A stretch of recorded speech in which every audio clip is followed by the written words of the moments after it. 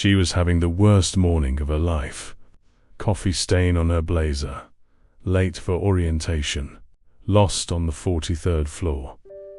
And then, she turned a corner with a stack of files in her arms and walked directly into the most powerful man in the building. He didn't stumble. He didn't trip. He went completely into the open trash bag behind the reception desk. $12 billion. 400 employees.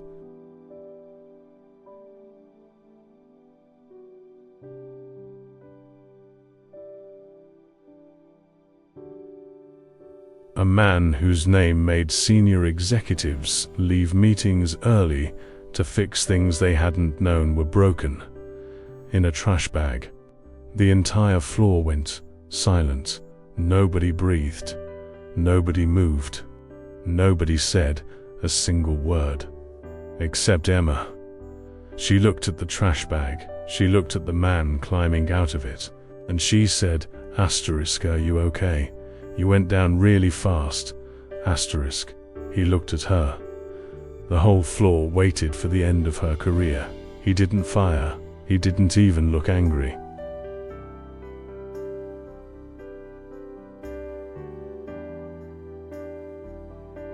He looked at her like someone who had just found something they hadn't known they were looking for. And that was only Monday morning.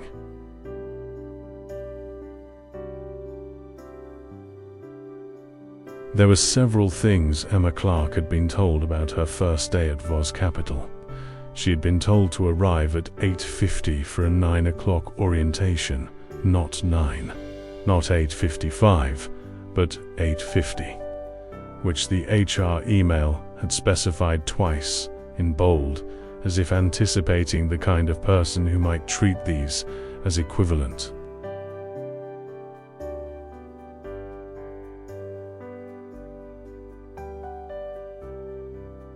She had been told to dress professionally, which she had done. In the navy blazer she had bought specifically for this purpose, and had somehow managed to spill coffee on during the commute. So she was now wearing the navy blazer with a coffee stain on the left lapel that she had attempted to address with a wet paper towel in the lobby. Bathroommen had succeeded only in making larger and more visible.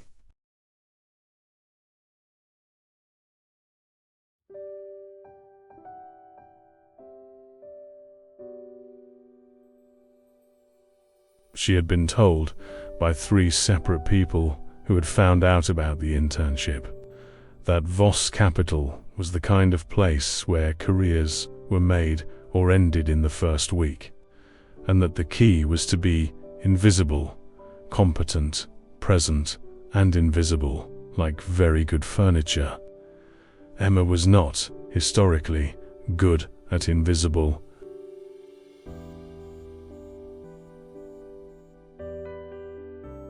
She arrived at 8:48, 2 minutes early, which she considered a personal achievement, signed in at reception, collected her visitor badge, and was directed to the 43rd floor for orientation. The 43rd floor required a specific elevator, which she found after 4 minutes of searching and one wrong turn into what turned out to be a server room.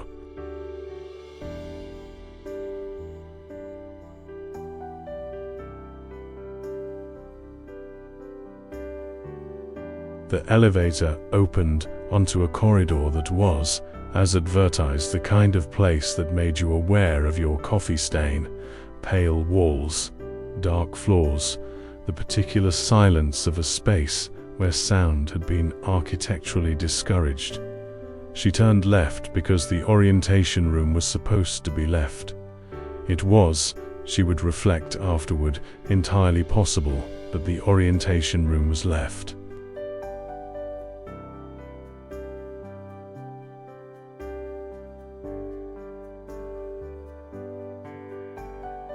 It was also possible that on the 43rd floor of Voz Capital, left and right were differently calibrated than in the rest of the known world, because she walked for 90 seconds and arrived not at the orientation room, but at a reception area she hadn't seen before, with a desk and a waiting area and, crucially,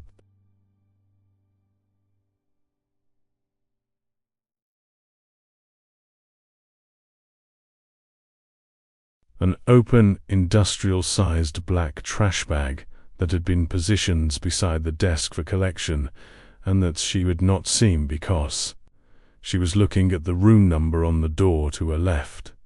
She also had not seen, coming round the corner from the opposite direction, the man who walked into her path at the exact moment she turned.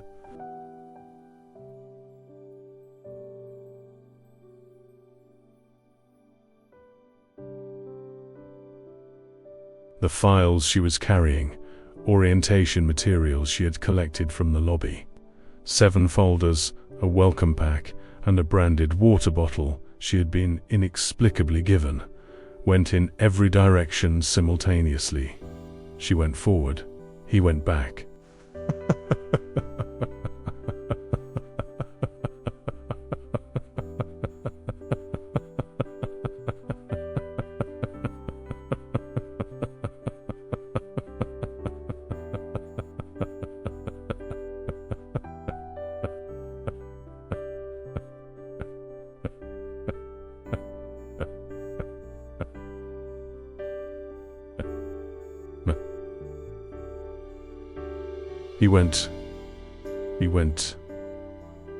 He should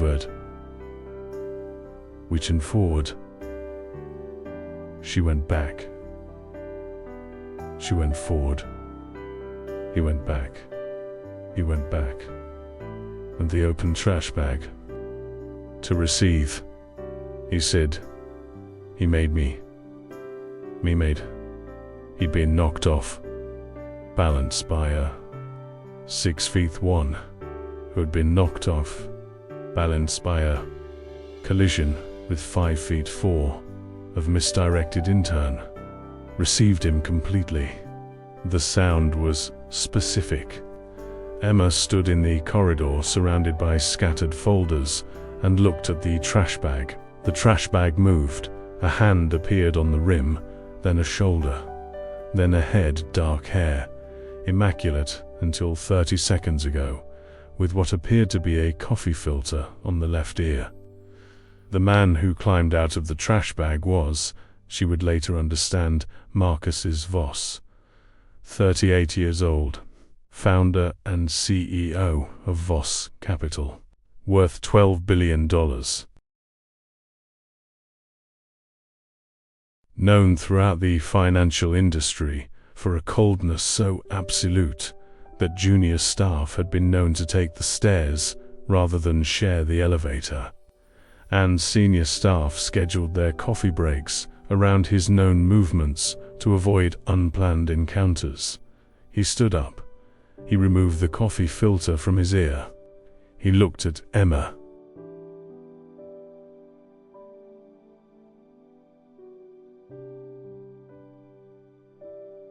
The reception area had acquired, in the last 15 seconds, 4 additional people, staff who had heard the sound and emerged from their offices with the expressions of people witnessing something that would require significant processing.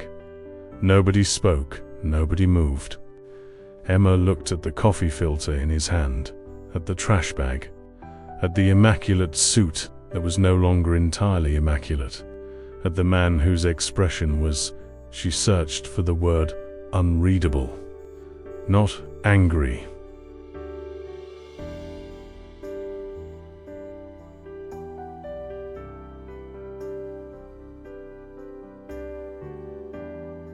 Not cold, something she couldn't place.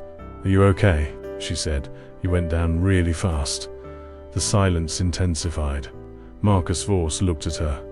She looked back, because she didn't know at this point who he was, and even if she had known, she would have looked back, because he was a person she had knocked into a trash bag, and basic human decency required checking if they were all right.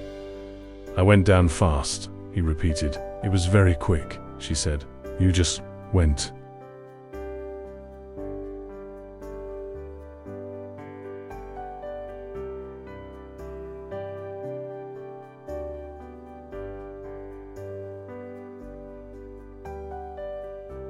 I didn't even see. She stopped, looked at the files on the floor. I'm so sorry. Let me. She crouched and began collecting folders. I was looking for the orientation room and I turned and I didn't see you and you're an intern, he said. First day, she said, from the floor, collecting the branded water bottle, which is going extremely well so far.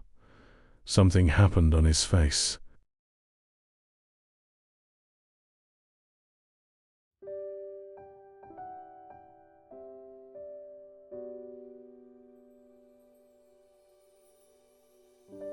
She didn't see it because she was on the floor collecting folders.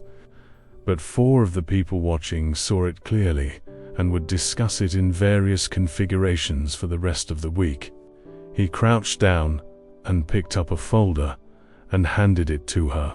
She took it, looked up, found his face very close to hers, the dark eyes, the unreadable expression, and something underneath it that she would have described, if pressed, as the very early beginning of something trying not to be a smile.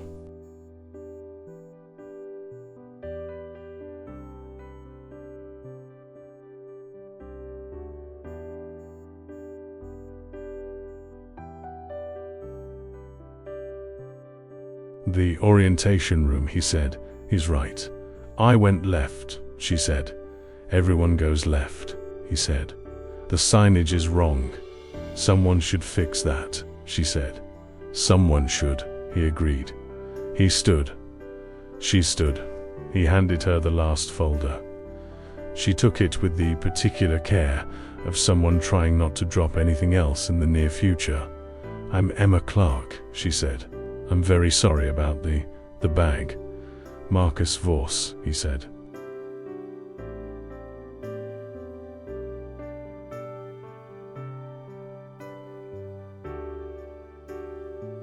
The name arrived in her consciousness and unpacked itself slowly, like a word you've read but never heard said aloud, resolving from abstract to real. Oh, she said. Yes, he said. I knocked you into a trash bag, she said. You did, he said. On my first day. On your first day, he confirmed. She looked at him. He looked at her. 4 people watched from the doorways of their offices. The orientation room is right, he said again. Second door. Thank you, she said.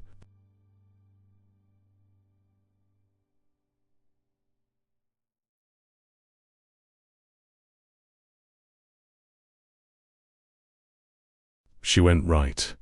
She found the orientation room on the second door, exactly as specified, and sat down among 11 other interns, who looked at her coffee-stained blazer and flushed face and asked nothing, which was the correct social reading of the situation.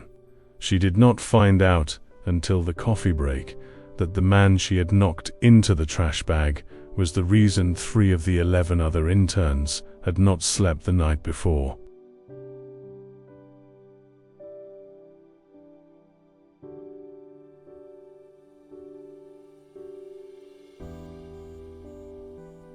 What everyone at Voss Capital knew about Marcus Voss could be organized into 3 categories. The first category was professional, that he had founded the company at 26 with seed capital and a business model that 3 established firms had passed on, that he had returned 4,000% to his early investors, that he made decisions with a speed and accuracy that his competitors found unnerving, and that he had not made a significant error of judgment in 12 years of operation.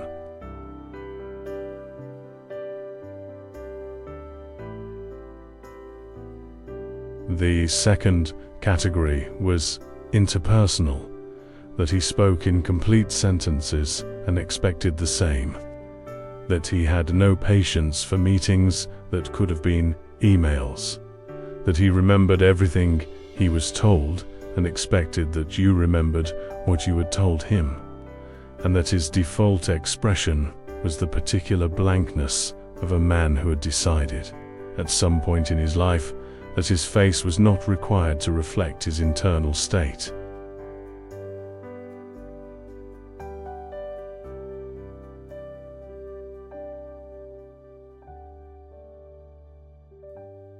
The third category was the trash bag, which by Tuesday morning had achieved the status of foundational myth. Emma found this out from her orientation buddy, a second-year intern named Josh, who had the particular energy of someone who had survived something and wanted to make sure new arrivals understood the terrain. "The thing about Mr. Vorse," Josh said over lunch in the staff canteen, "is that nobody does what you did." "Knock him into a trash bag," Emma said.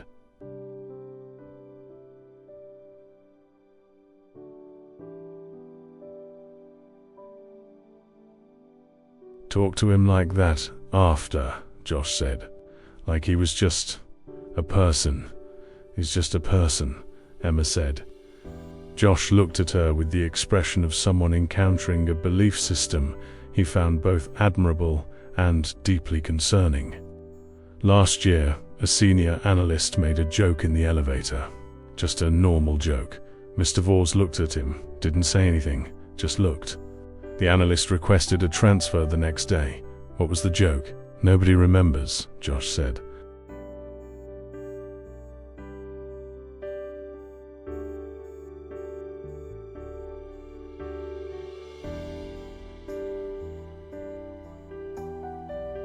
The look erased it.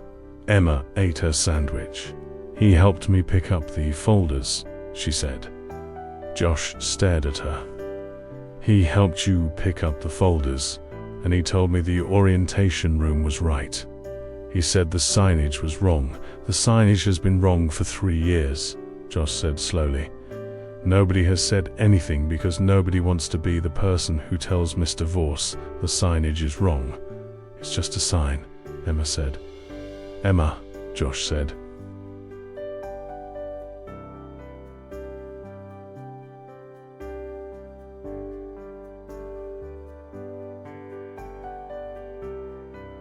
"I say this with genuine concern for your continued employment. You might be broken. I'm fine," she said. "That's what broken people say," he said. She found out on Wednesday that the signage on the 43rd floor had been replaced.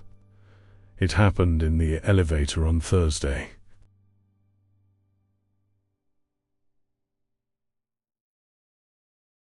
Emma had been at Voss Capital for 4 days, had completed her orientation, had been assigned to the research team on the 38th floor, and had managed, with significant effort and only 2 minor incidents involving a printer and a revolving door, to maintain a profile that was approximately invisible. The elevator opened on the 38th floor, and Marcus Voss was in it, alone.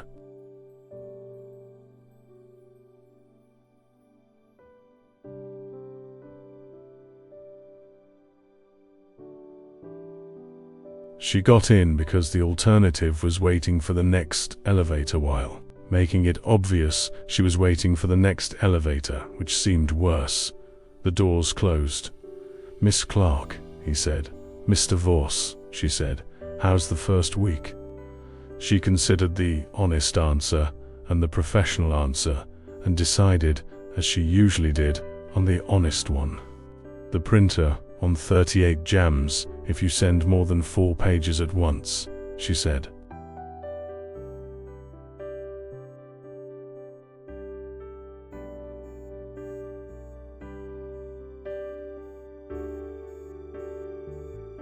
"And the revolving door at the main entrance has a timing issue. It goes faster than it should, and if you're carrying anything, it catches you. You went through the revolving door carrying something," he said. "My lunch," she said. "Yesterday. It was fine. The sandwich survived." "The sandwich survived," he repeated. "Mostly," she said. "The elevator moved. Floors passed. The printer," he said, has been reported twice. It needs a new feed roller, she said.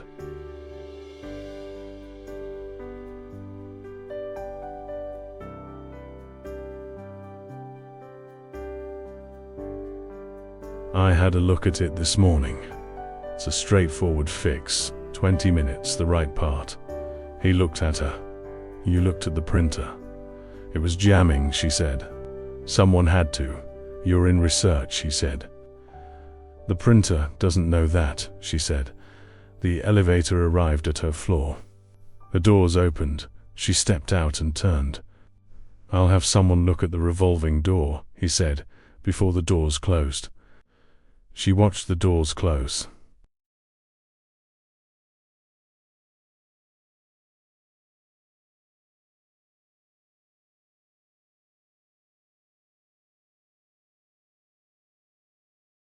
She went to her desk and sat down, and Josh, who sat across from her, looked at her expression and said, "Elevator." He asked about my week, she said. Josh put down his pen. Marcus Voss asked how your week was, and I told him about the printer, she said. You told Marcus Voss about the printer and the revolving door, she said. And the sandwich. Josh picked his pen back up, put it down again. Emma, he said.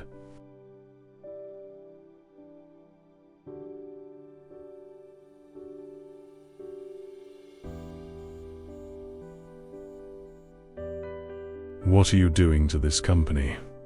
I'm fixing the printer, she said, and turned to her computer. The revolving door was adjusted by Friday afternoon. She was not supposed to be in the meeting. She was aware of this. The meeting was a senior strategy session on the 43rd floor, the kind of meeting that required a specific level of clearance and seniority that a 3-week intern did not possess.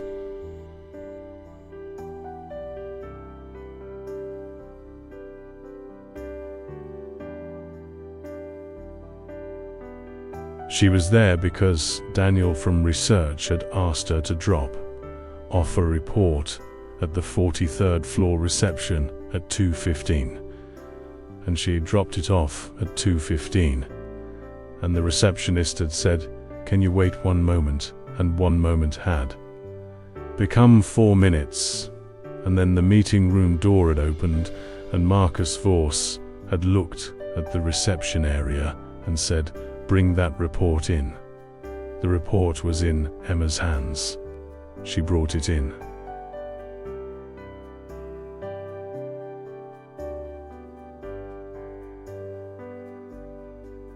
The meeting room contained 7 people, all of whom looked at her with the expression of people encountering something unexpected and assessing whether it was a problem.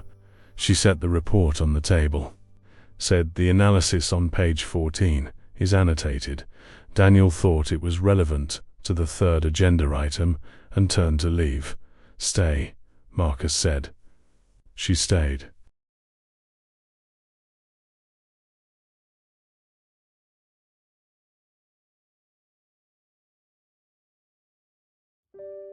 Not because she had a choice, exactly, though she was aware she could have said, "I should get back to the team," and probably been allowed to leave.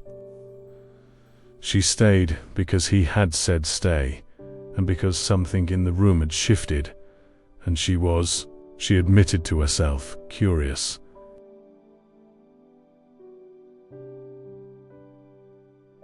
The meeting was about a potential acquisition, a mid-sized logistics firm that 3 of the 7 people in the room thought was overvalued, and 2 thought was strategically essential, and 1 had no opinion on because he had been in the meeting for 20 minutes and had not yet understood what was being discussed.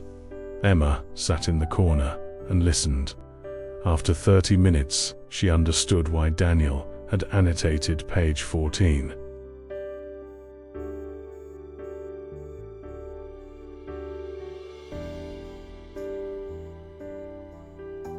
After 40 minutes, she understood why the acquisition was being debated.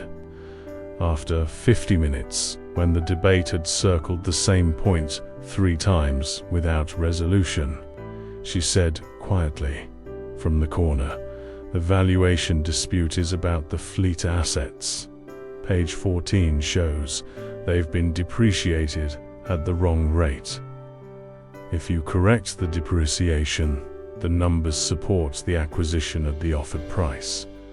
7 people looked at her.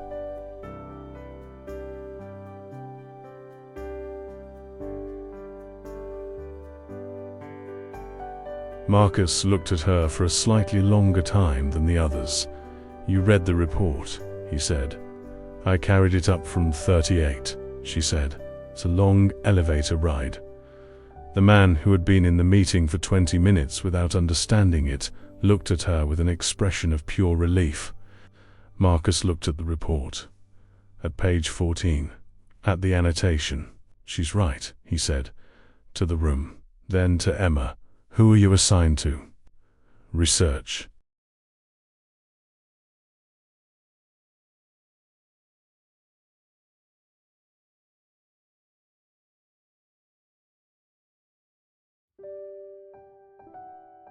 "Daniel Marsh. As of Monday," he said, "you're assigned to strategy." She opened her mouth. "The printer on 38 is fixed," he said. "You don't need to stay for that." She closed her mouth. "Thank you, Miss Clark," he said. She left. In the elevator she stood very still and thought about what had just happened, and arrived at no conclusion except that her life had taken a turn she had not planned for, and that planning, in her experience, was frequently irrelevant anyway.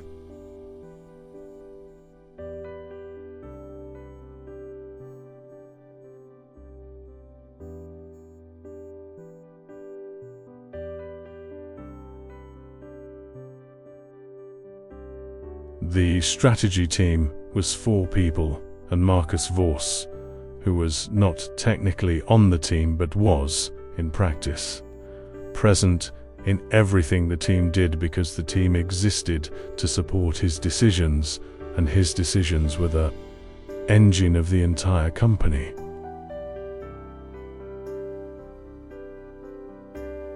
Emma arrived on Monday to find a desk, a computer, access credentials, and a note from Patricia, his assistant, a woman of 50, who moved with the efficiency of someone who had been anticipating everything for 20 years. That said, 8:30 briefing, conference room B, bring coffee. She bought coffee. 2 cups, one for herself, and one because bringing 1 cup to a briefing felt incomplete.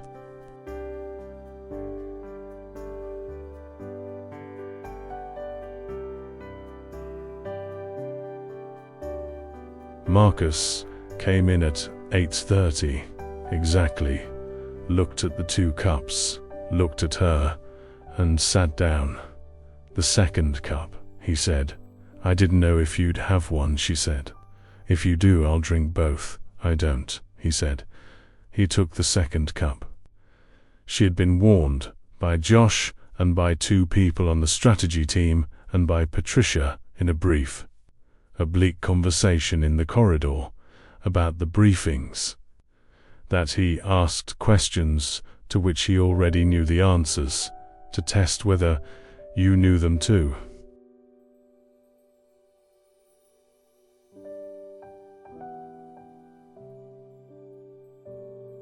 That he had no patience for hedging, I think, and possibly, and it seems like, were phrases that caused a specific tightening around his eyes that people had learned to avoid, though he remembered everything he was said in every previous briefing and would reference it without warning. He asked her 3 questions in the first briefing. She answered 2 correctly.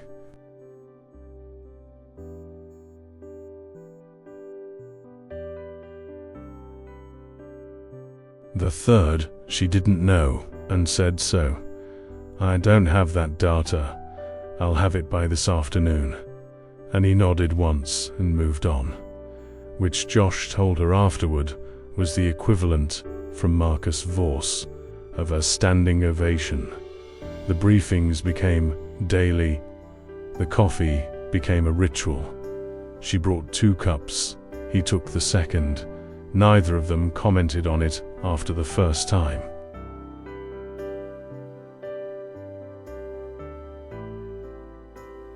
She learned the work quickly, which was not surprising. She was good at the work. She'd always been good at this kind of work.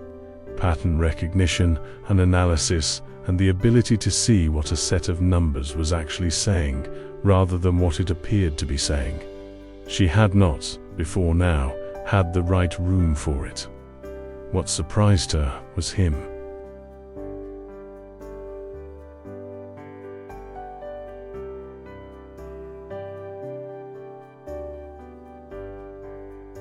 Not the coldness was real. She had felt it directed at others in the room. The particular temperature drop of his attention when someone said something imprecise or unprepared. But it was never directed at her, which she thought at first was chance, and then thought was deliberate, and then stopped trying to categorize. He was, she found, under the coldness, precise.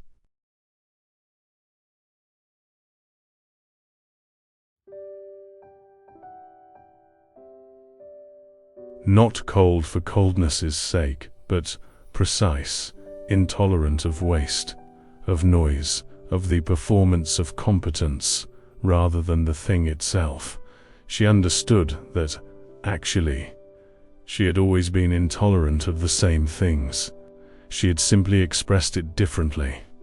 He also, she discovered, had a very dry sense of humor that he deployed so rarely and so quietly, that she had missed the first 2 instances and caught the third only because she had been paying close attention.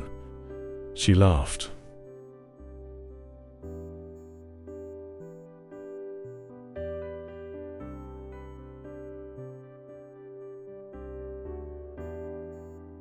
He looked at her, a quick, unguarded look, the first unguarded thing she had seen from him, and then looked back at the document they were reviewing. But the corner of his mouth had done something. She filed that away. She saw it on a Wednesday evening, 6 weeks in.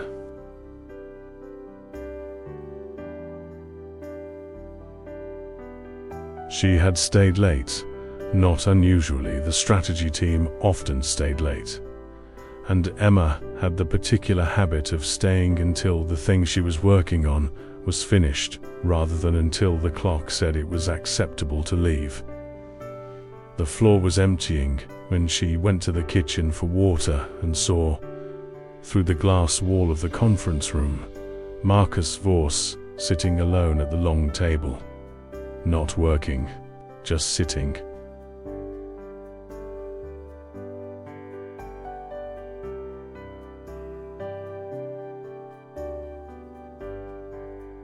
With his jacket off and his sleeves rolled up and his hands flat on the table, looking at nothing, or looking at something inside himself that had nothing to do with $12 billion or the 43rd floor or any of the things that surrounded him every day. He looked, she thought, very tired. Not physically, he was always physically composed.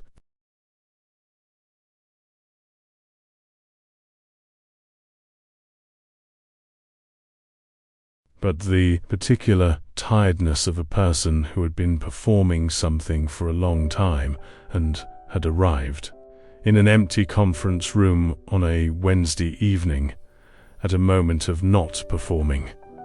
She should have kept walking. She knocked on the glass instead. He looked up. The expression reset, not to the coldness, but to the neutral, the default, the managed version. She opened the door. "There's water in the kitchen," she said.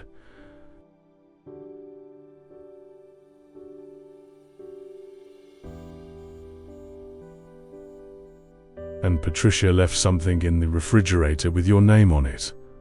I think it's dinner." He looked at her. She does that, he said, when she thinks I'll forget to eat. Will you? Probably, he said. Then Patricia is correct, Emma said. She went to the kitchen, retrieved the container Patricia had left, pasta, from the smell of it, and brought it back and set it on the conference table in front of him. You don't have to, he started. I know, she said.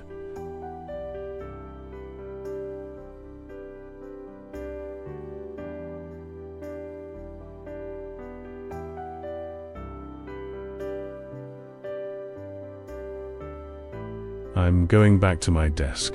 Sit down, he said. She sat. He opened the container, looked at it, looked at her. There's enough for two, he said. I ate, she said. But I'll sit. He ate. She sat. The floor was quiet around them, the particular quiet of a building after hours, the city humming somewhere below. Why are you still here? He said. The meridian analysis, she said.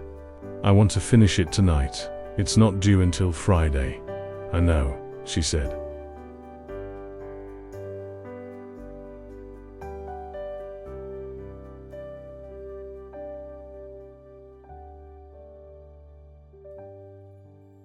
I'll do better work tonight than I will on Friday morning. He looked at her. Most people, he said, leave when they can.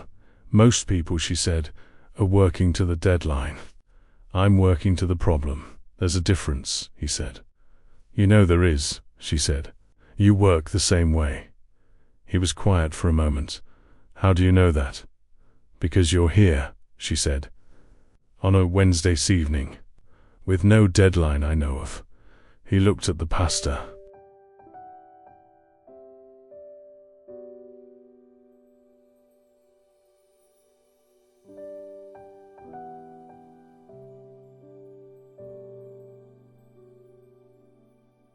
The Keller acquisition, he said. I'm not satisfied with the risk model. What's wrong with it? He told her. She listened, asked two questions, turned one of them over. The risk isn't in the model, she said. It's in the assumption underneath the model. If you change the assumption, the risk profile looks completely different. He looked at her. Page 8, she said. The market penetration assumption. It's based on 2019 data. He pulled the document toward him.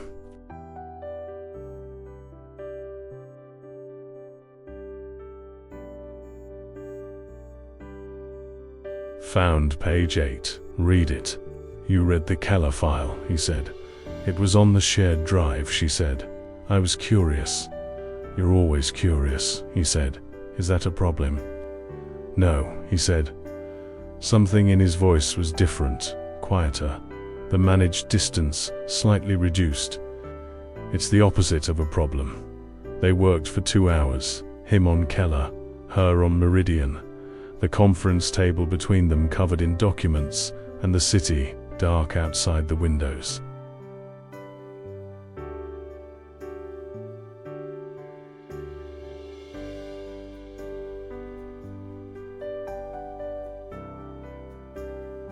Not talking constantly, working mostly in the companionable quiet of two people who were comfortable with silence. At 10:15, she gathered her things. Emma, he said. She stopped. It was the first time he had used her first name. She turned. He was looking at the table, at the documents, at the work. The meridian analysis, he said. When you finish it. I'd like to see it before it goes to the team. Of course, she said. Not because I doubt it, he said.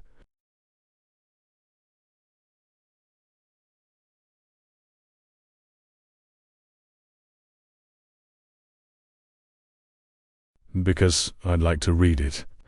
She looked at him, at the jacket off and the sleeves rolled, and the man who had been sitting alone in a conference room on a Wednesday evening, looking at nothing until she knocked on the glass.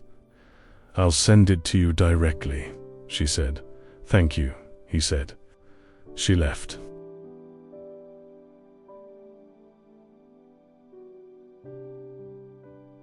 In the elevator, she stood very still and thought about the first time he had used her name, and about the particular quiet of 2 hours of working in the same room, and about the corner of his mouth, and the unguarded look, and all the small things she had been filing away for 6 weeks. She arrived at a conclusion she had probably reached some time ago, and had been declining to name. She named it in the elevator.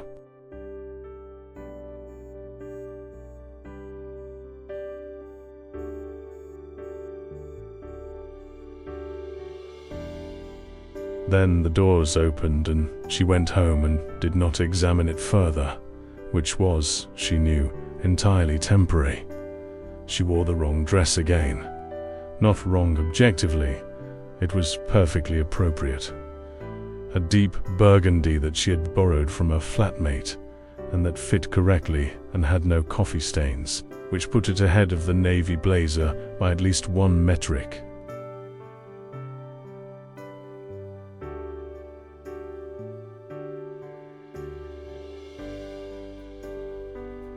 But when she arrived at the Voss Capital Annual Foundation Gala and saw what the room was wearing, she understood that appropriate and right were different categories.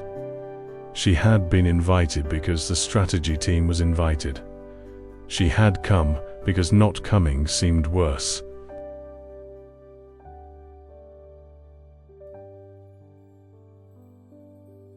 She had borrowed the dress because her own options were limited, and because her flatmate had said, "You're going to a Billionaire's gala, Emma. You can't wear the grey one," with the conviction of someone who understood these things. She found Josh near the entrance. "You look nice," he said. "I look appropriate," she said. "For this room," Josh said, looking around. Appropriate as an achievement. She found her table.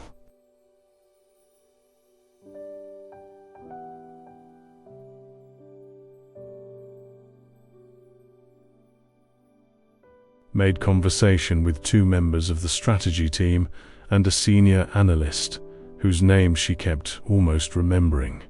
Ate the dinner, which was very good. Avoided the champagne after the first glass, because champagne and Emma Clark, in formal situations, had a history.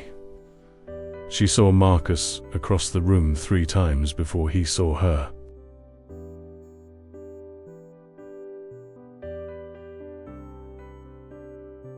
He was doing what he did in rooms, moving through them with the particular authority of someone who owned the room, literally, and the attention of someone who was always working, even when they appeared to be socializing.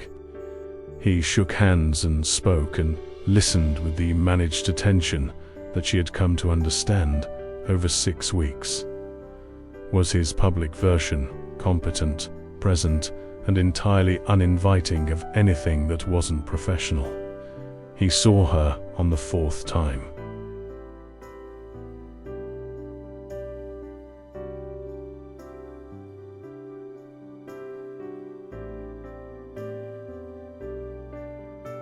He crossed the room. "Miss Clark," he said. "Mr. Voss," she said. "You came," he said. "You invited the strategy team," she said. "I did," he said. "I wasn't certain you would." "Why not?" "You don't seem particularly comfortable in rooms like this," he said. "I'm fine in rooms like this," she said. "I just say things that are true in them, which makes people uncomfortable." "What true things have you said tonight?" "I told the Sumya the white was slightly warm," she said.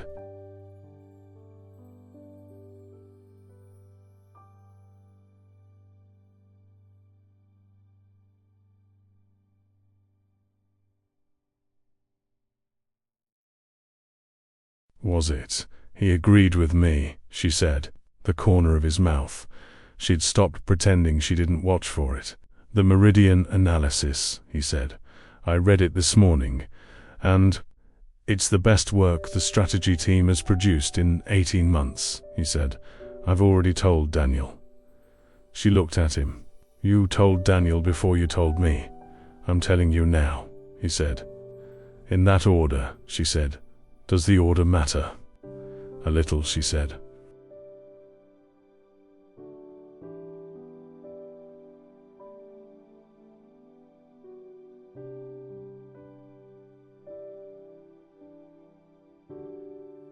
Yes. He looked at her, the full look, the unmanaged one, the one she had been collecting evidence of for 6 weeks. It should have been the other order, he said. You're right. I know, she said. You always know when you're right, he said. I know when I'm wrong too, she said. I'm just less vocal about it. Emma, he said. Yes. Would you like to get a drink that isn't slightly warm? Yes, she said.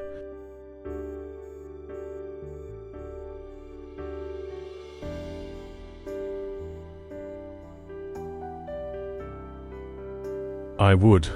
They moved to the bar and stood and talked, not about work, which was, she realized, the first time they had talked about something other than work, and which felt both natural and significant. He asked about her, not the professional version, not the CV version, but actual questions, the kind that arrived from genuine curiosity rather than from a script. She told him that she had grown up in a small town where ambition was treated with mild suspicion.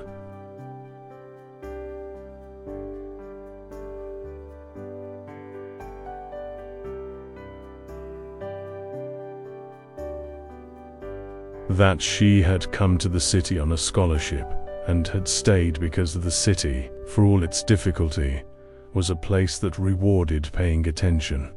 That she had spilled coffee on the blazer on the tube because she had been reading a document on her phone and lost track of the cup. On your first day, he said. On my first day, she confirmed. I'd been holding it for 20 minutes. I think my hand forgot. And then you knocked me into a trash bag, he said.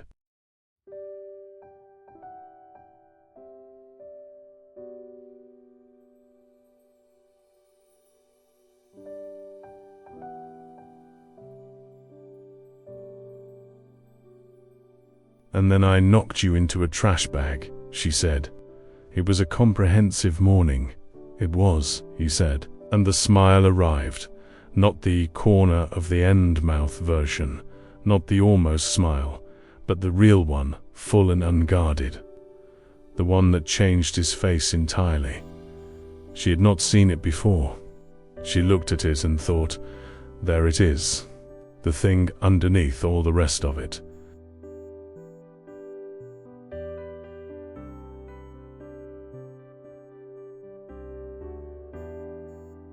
The thing she had been catching glimpses of for 6 weeks in conference rooms and elevators, and a Wednesday evening over Pastor Marcus, she said. Yes, you should do that more, she said. Do what? That, she said. What your face just did. He looked at her. Most people, he said, don't tell me things like that. I know, she said. That's why I'm telling you. He told her on a Sunday.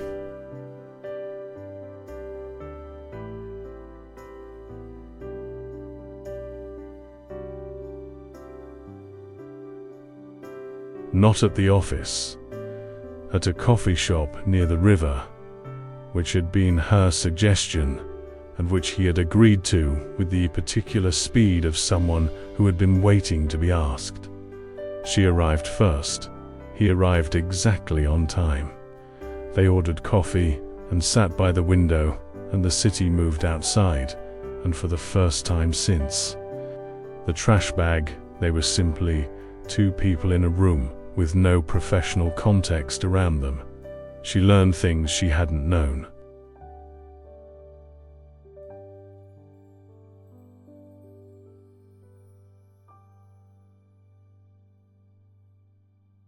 That he had built the company because at 26 he had been told by 3 people whose opinion he had respected that his model wouldn't work, and that he had decided, very deliberately, to prove them wrong, and had spent the first 5 years proving them wrong, and had arrived at the other end of it with $12 billion and a particular loneliness of a person who had been so focused on the proving that they had forgotten to build anything else. The coldness, she said.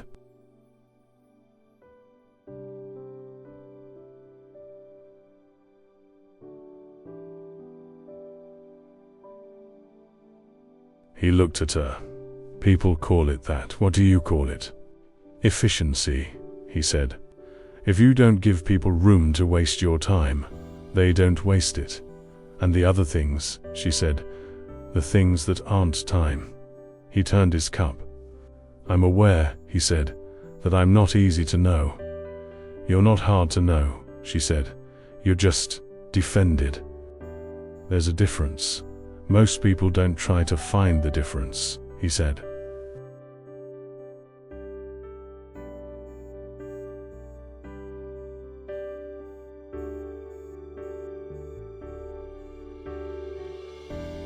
Most people, she said, are intimidated before they get close enough to look. You weren't, he said. You were in a trash bag, she said. It's hard to be intimidated by someone you've seen in a trash bag. The real smile again. She was collecting them now. Had 3, including this one. Emma, he said. Yes. Why aren't you afraid of me? She considered the question honestly. Because you fixed the signage, she said. And you fixed the revolving door.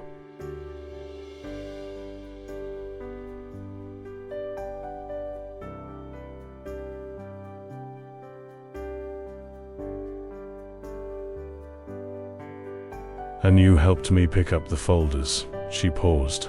People who are actually frightening don't help pick up folders. He was quiet for a moment. That's a very low bar, he said. It's a very accurate bar, she said.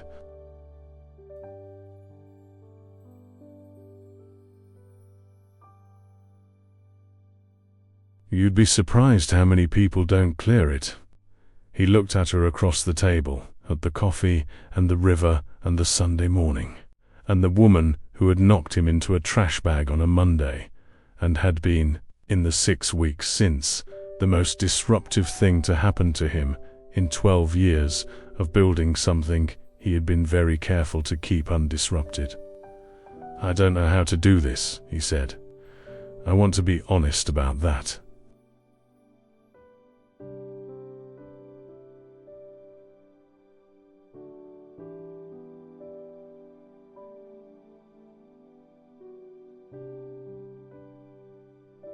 I've spent a long time being very good at the company and not very good at anything else. I know, she said. You know, he said. You've known for 6 weeks. I notice things, she said. Emma, Marcus, have dinner with me, he said. Not coffee, not the office, dinner. She looked at him. You're my employer, she said. I know, he said. That's complicated.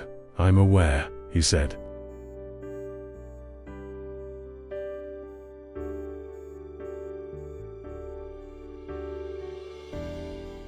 I've been aware since approximately the Wednesday with the pasta. The Wednesday with the pasta, she said. That's when you decided. That's when I admitted it, he said. The deciding happened earlier. When?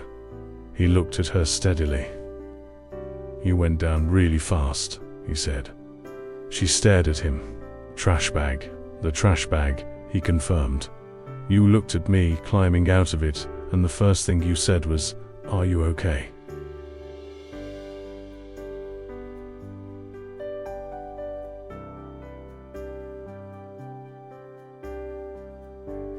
Not sorry, not I'm fired, not any of the things anyone else would have said.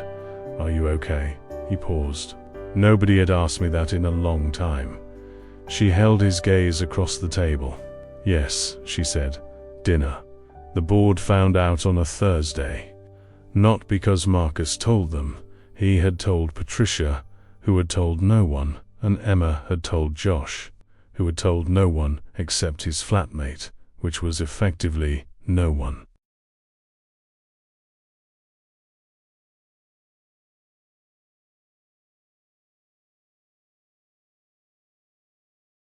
They found out because the city was small in the ways that mattered, and someone had seen them at dinner, and someone had told someone, and by Thursday morning it had completed its circuit. Margaret Chun, the board chair, called Marcus at 9.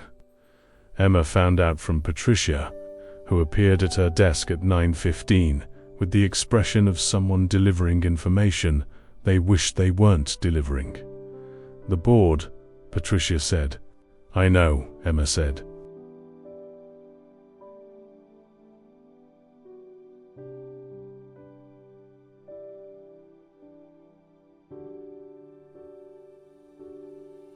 They're going to say, I know what they're going to say, Emma said. Is he in the meeting now? Since 9. Emma went back to her work. She finished the analysis she was working on. She sent 3 emails. She made herself a coffee. At 11, Marcus appeared in the strategy room doorway. A word, he said.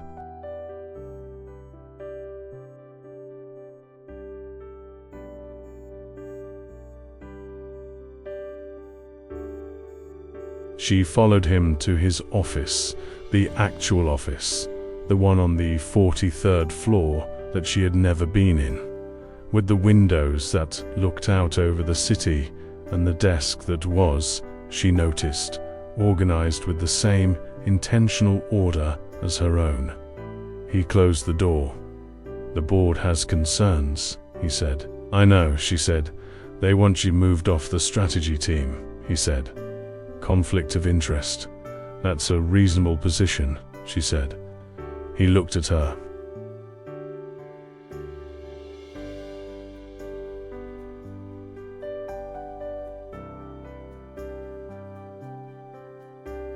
You agree with them. I think their concern is legitimate, she said. The perception issue is real, even if the actual conflict isn't.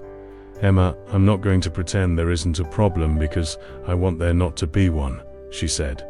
That's not how I work, and you know it. He was quiet for a moment. I told them, he said, that the conflict of interest concern would be resolved. How? By restructuring your role, he said.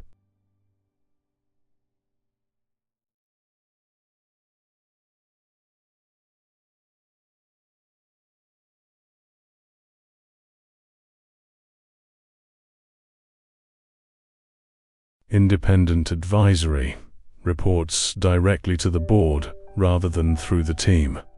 Removes the line management concern entirely. She stared at him. That's a significant restructure. It's the correct structure, he said. I should have done it when I moved you to strategy. Your work sits above the team level. It always has. You did this for, I did it, 'cause it's right, he said. The board concern was the catalyst. The restructure is correct regardless. She held his gaze.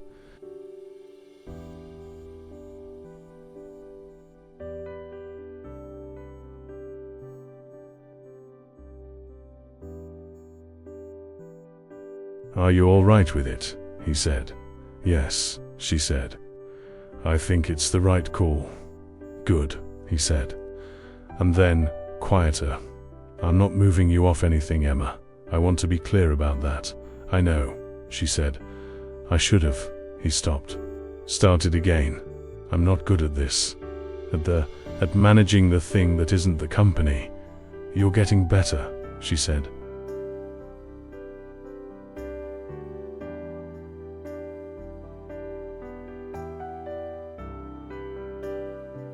How would you know? Because you just handled a board challenge by finding the correct structural solution rather than the convenient one, she said.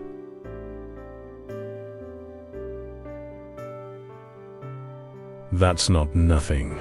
He looked at her, at the woman who had knocked him into a trash bag, and asked if he was okay, and fixed the printer on 38, and read the Keller file out of curiosity, and brought 2 coffees to every briefing, and laughed at the third joke and had, in 9 weeks, become the most important person in his building without either of them planning any of it. "Emma," he said. "Yes, the dinner last week," he said.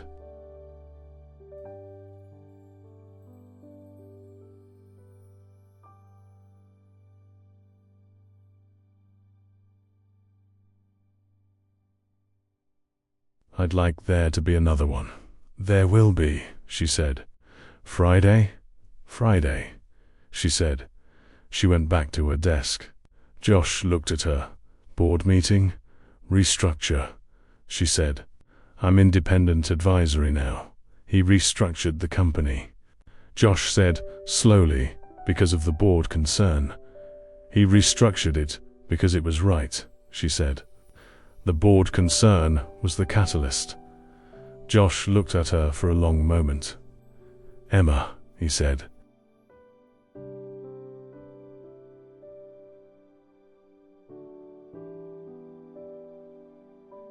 "I think you might be the best thing that ever happened to this company." "I knocked the CEO into a trash bag," she said. "Best thing," Josh said firmly. "Hands down." 8 months later, on a Monday morning, Emma Clark arrived at Voss Capital at 8:48, 2 minutes early, the same time as the first day.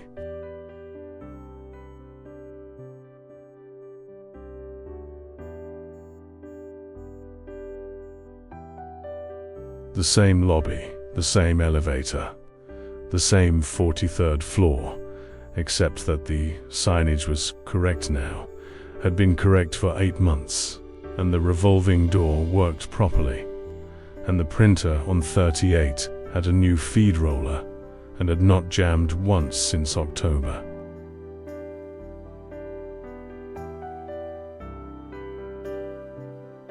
She signed in, not with a visitor badge, but with the key card that opened the private elevator, which was the key card that had appeared on her desk 6 months ago without ceremony and without explanation, except a note in Marcus's handwriting that said "more efficient." She went up. He was in the office. He was always in the office before her, which she had stopped trying to arrive ahead of because it was, she had accepted, structurally impossible.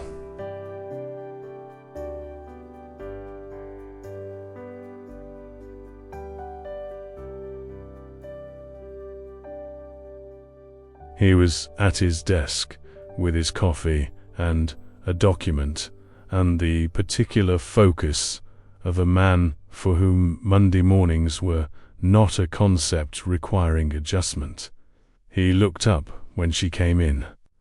8:48, she said. "I'm always 8:48, she said. "I know," he said, held across from him, and put her bag on the chair beside her and opened her laptop.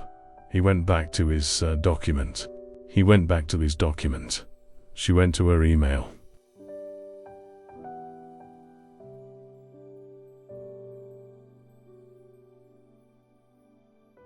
This was, she thought, the best version of Monday morning she had ever experienced, the particular ease of 2 people who had chosen each other and were now simply living inside that choice, which turned out to be less dramatic and considerably better than the choosing.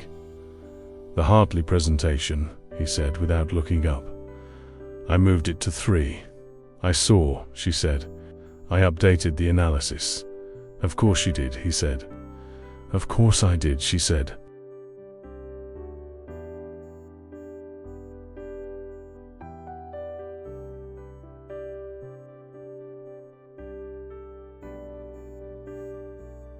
Patricia appeared in the doorway with the expression she wore when she had something to say and was deciding how to say it. "The Monday briefing," she said. "Josh has asked if he can attend. He says he has relevant input on the Hartley numbers. Send him up," Marcus said. "He also asked me to tell Emma," Patricia said, with the careful neutrality of a woman who had seen everything, that he told her so. Emma looked at her laptop. "Tell him I heard him." Patricia left.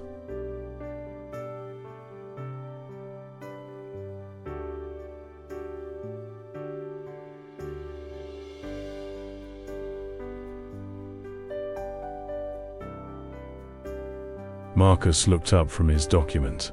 Told you what? That you were the best thing that ever happened to this company, she said, according to him. Josh said that about me. About me, she said.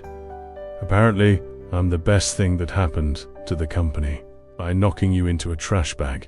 He was quiet for a moment. He's not wrong, he said. She looked at him. The trash bag, he said, was the best thing that has happened in this building in 12 years. A pause.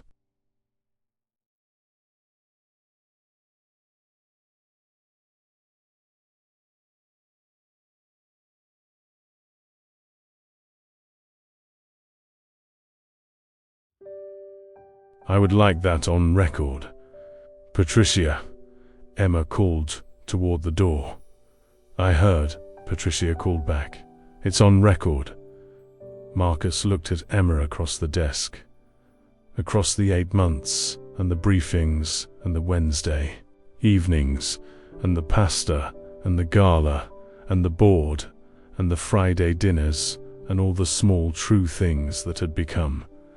Without planning, the whole of everything. Emma, he said. Yes, good morning, he said. The real smile.